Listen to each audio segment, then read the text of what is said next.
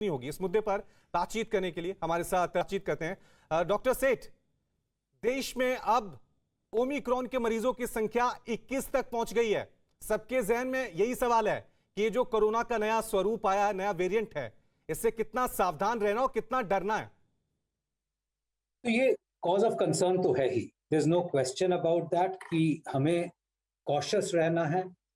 ये डरने की बात नहीं है। इतने ज्यादा चेंजेस आई हैं कि ये जो हम कहते थे डेल्टा वायरस से, तो डेल्टा वायरस का तो हमने प्रकोप देखा ही है, सबने उसको भुगता है जी। अप्रैल मई के महीने से 2 से 3 गुना एटलीस्ट ज्यादा इन्फेक्टिव है और ज्यादा लोगों को इन्फेक्ट करता है। और दूसरी बात रही कि क्या ये वो हमारी जो इम्यूनिटी है या प्रीवियस वायरस कोविड की वजह से इम्यूनिटी हुई हो या वैक्सीनेशन की वजह से इम्यूनिटी हो, तो यस ये भी देखा जा रहा है कि शायद ये वो इम्यूनिटी को बाईपास करके फिर भी इन्फेक्ट कर सकता है हमें, जिनको पहले कोविड हो चुका है या जिनकी वैक्सीनेशन लग चुकी है, कि इन्फेक्टिविटी भी ज्यादा हो और फिर हमारी इम्यूनिटी को भी बाईपास करे।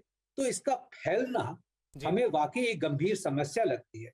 But on the other hand नहीं है कि ये बहुत सीवियर इन्फेक्शन करेगा, और ये बातें हमें अगले 2-3 महीनों हफ्ते में पता चलेगी, महीने भर में पता चलेगी, क्योंकि ज्यादातर तो एपी सेंटर इसका अफ्रीका से है, जो इस वायरस की गंभीरता को कम कर सका गया है कि डबल वैक्सीन डोज जिसकी लग जाए उनको ज्यादातर बड़ा माइल्ड इन्फेक्शन होता है, उनको जानलेवा इन्फेक्शन, सीरियस इन्फेक्शन, वेंटिलेटर पे जाना या मौत का खतरा नहीं होता है।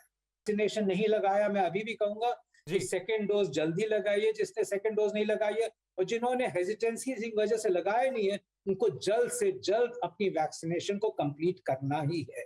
और इससे बचना है तो एक स्टैंडर्ड तरीका हमारा डेफिनेटली मास्किंग है, सोशल डिस्टेंसिंग है और हाथ धोना है। ये वायरस ड्रॉपलेट और हवा के माध्यम से फैलता है, और हमें ये जरूर करना है कि जो हम कहते हैं ना कि अपनी क्राउडिंग ना करें, बंद कमरे में ज्यादा लोग जो पार्टी कर रहे हैं या फंक्शंस हो रहे हैं, भूल जाना चाहिए कि बंद कमरे में ये सब करें।